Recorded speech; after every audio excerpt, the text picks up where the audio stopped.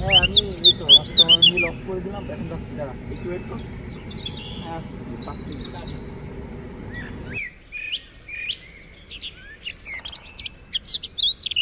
এই, এই,